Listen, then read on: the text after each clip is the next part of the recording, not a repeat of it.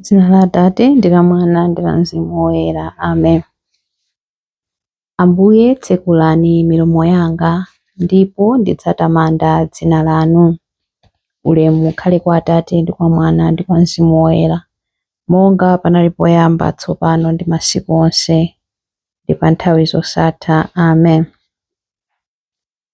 Titembenukira kwa inu, Mulungu wa mafuko onse, wopereka moyo ndiponso gwero la ubwino.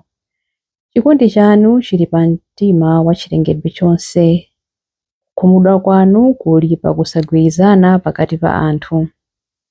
Titembenukira kwa inu kuti tikhululukidwe pakumpachikanso Yesu Khristu pa dziko lapansi. Tikudziwa kuti sitinayesetse konse kwathunthu kudziyiwala kukondana wina ndi mnzake kotheratu. Chotsani mtima uliwonse kunyada ndi kudzidalira. Maganizidwe athu alimbikitsidwe ndi chaulere chofewa. Chotsani pakati pathu zolepheretsa za migwirizano yathu. Lankhulani ku mzimu wa mtundu wonse wa munthu. Tiphunzitseni Ambuye abwino kutumikira zosowa za ena. Tithandizeni kupereka mosawerengera zomwe tawononga. Tiyanjanitseni popeza tidabadwa monga ana anu. Gonjetsani zoopsa zathu kudzera mu Pentekosite yanu.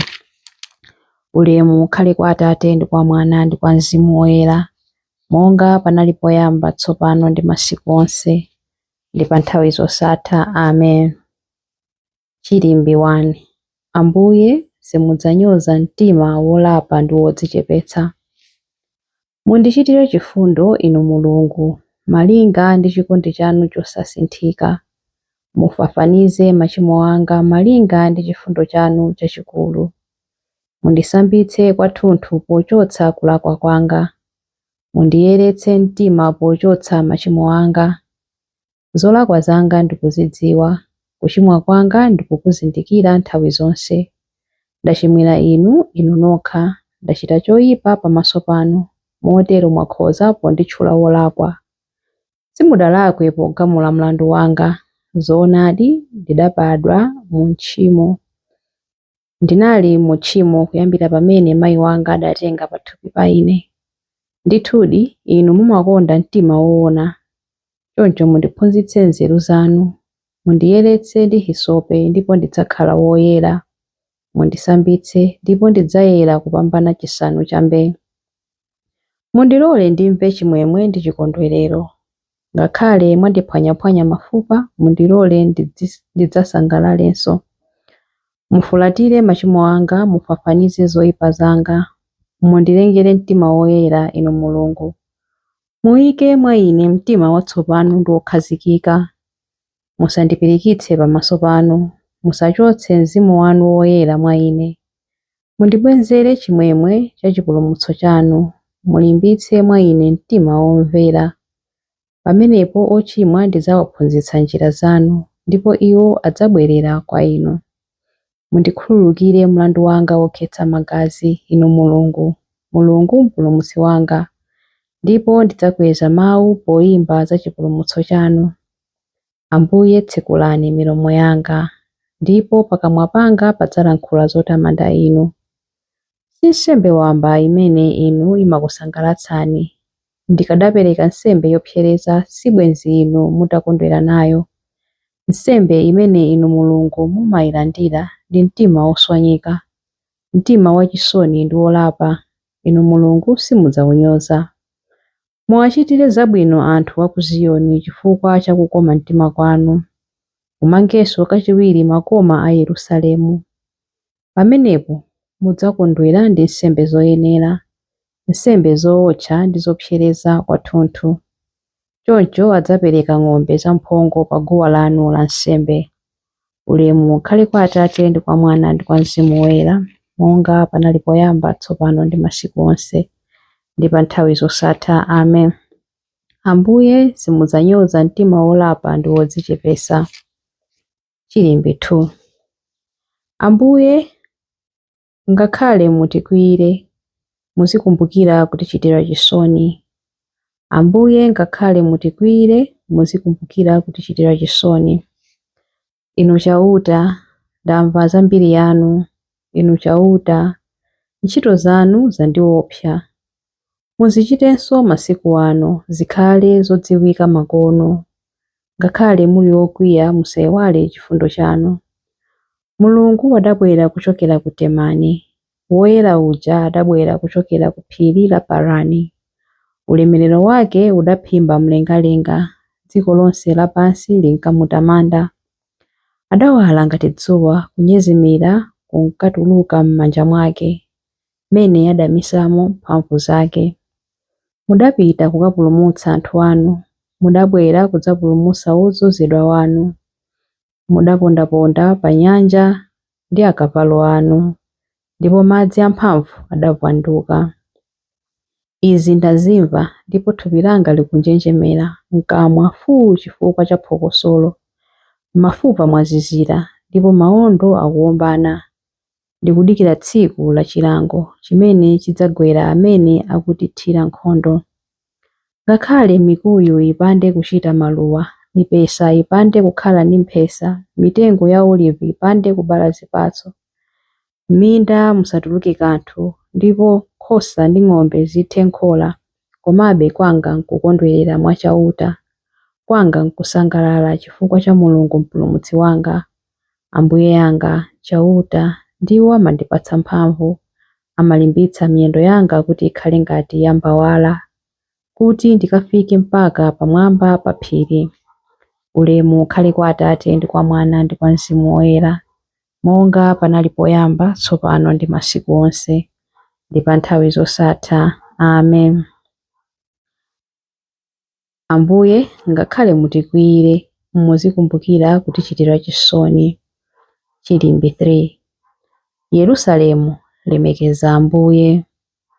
Tamanda chauta iwe Yerusalemu, tamanda Mulungu wako iwe Ziyoni.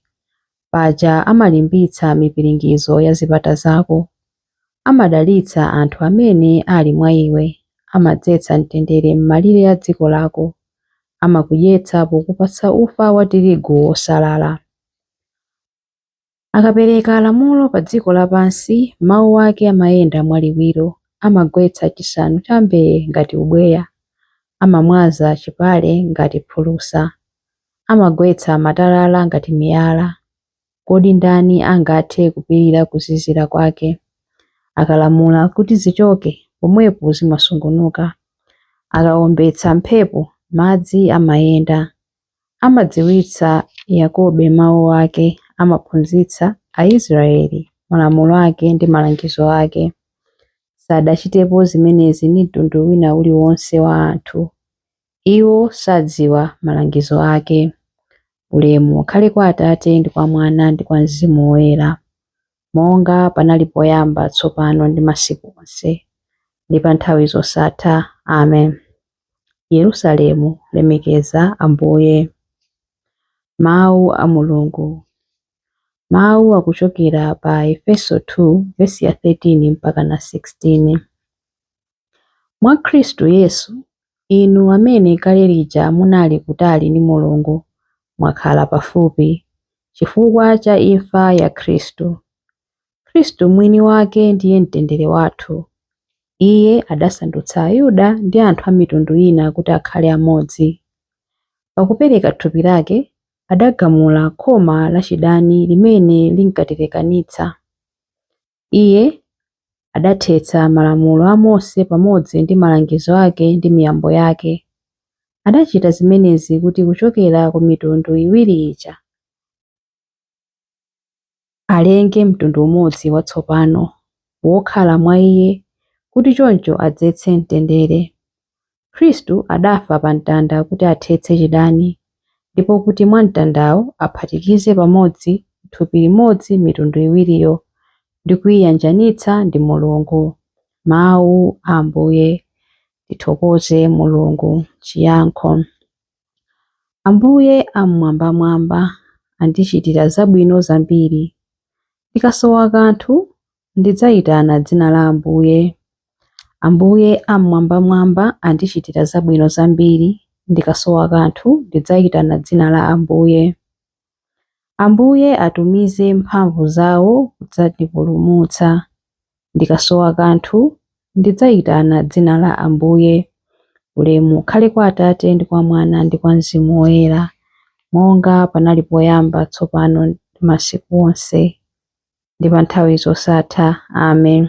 Ulemu ukhale kwa Atate ndi kwa Mwana ndi kwa Mzimu Woyera. Ambuye amwambamwamba andichitire zabwino zambiri. Ndikasowa kanthu ndidzayitana dzina la Ambuye. Chilimbi cha nyimbo ya Zakariya. Chifukwa cha chifundo chachikulu cha Mulungu wathu, kuwala kochokera kumwamba kwabwera kudzatiyendera.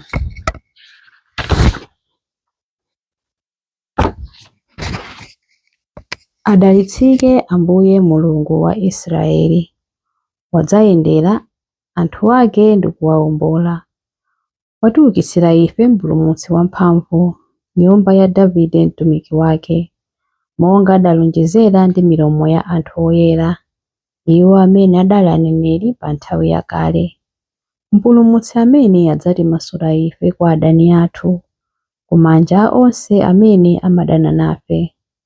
Choncho chikondi chake pa makolo athu chakwaniritsidwa, ndiponso pangano chake choyera chakumbukiridwa.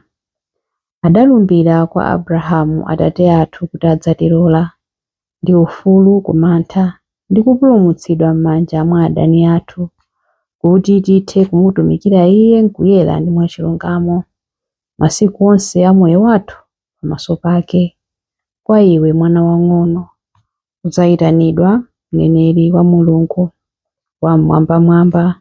Udzapita m'tsogolo mwa Ambuye kuti ukakonze njira zake Iye asanabwere, kuti akadziwitse anthu ake za chipulumutso chawo kudzera m'chikhululukiro cha machimo awo onse. Chikondi chokoma cha mtima wa Mulungu wathu, amene amatiyendera ngati mbandakucha wakumwamba, adzapatsa kuwala iwo amene ali mdima, iwo amene akukhala mu mthunzi wa imfa, ndi kutitsogolera ife m'njira ya mtendere. Ulemu ukhale kwa Atate ndi kwa Mwana ndi kwa Mzimu Woyera, monga panali poyamba, tsopano ndi masiku onse ndi pa nthawi zosatha. Amen. Chifukwa cha chifundo chachikulu cha Mulungu wathu, kuwala kochokera kumwamba kwabwera kudzatiyendera. Mapemphero. Tiyeni tipembedze Khristu amene adadzipereka yekha kwa Atate kudzera mwa Mzimu Woyera kuti atiyeretse ku ntchito za imfa. Tiyeni timupembedze ndi kumupempha ndi mitima yoona. Atate, mukufuna kwanu muli mtendere wathu.